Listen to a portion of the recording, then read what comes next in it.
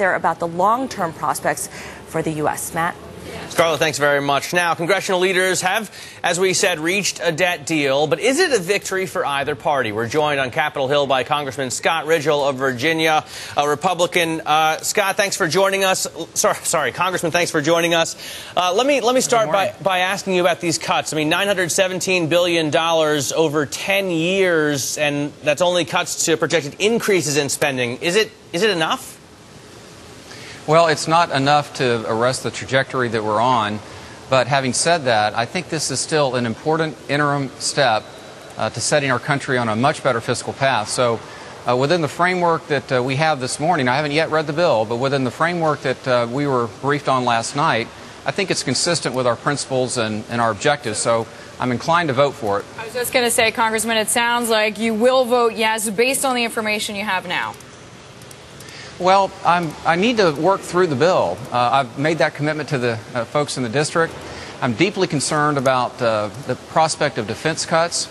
I need to make sure that that's not going to hurt our ability to defend the American people.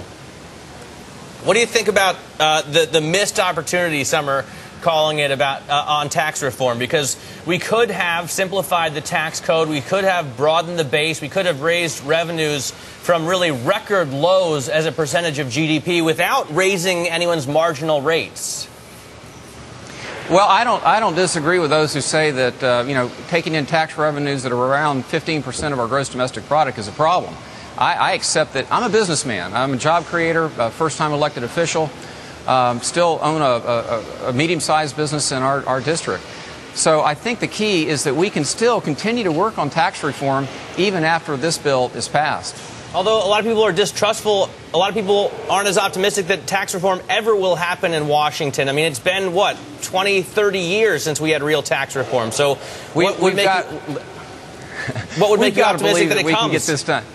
We're the American people. We've got to believe that we can get this done. I mean, this was a tough slugfest. But, you know, when you take people off a spending binge, like our class has done, and this is, I think, an important, again, interim step, it's difficult work. So it wasn't too surprising to me that it was so difficult for the two parties to come together.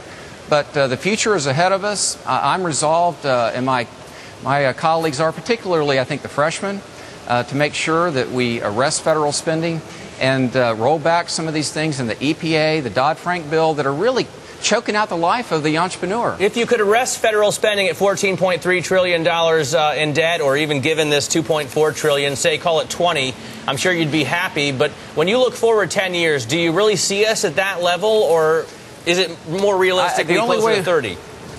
The only way that we're going to arrest this trajectory that we're on, that really I think is threatening the very foundation of our society and our country, is that if we elect the right people in the Senate and also in the presidency who are truly committed to doing what's right and not worried about the next election. We did the best we could with what we had to work with.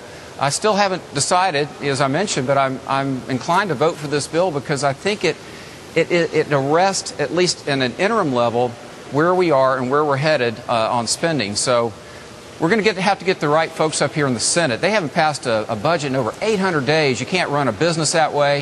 You certainly can't run the greatest country on the planet that way. All right, Congressman, thank you so much for joining us. Scott Rigell there, Republican representative from Virginia. President Obama, Matt, is calling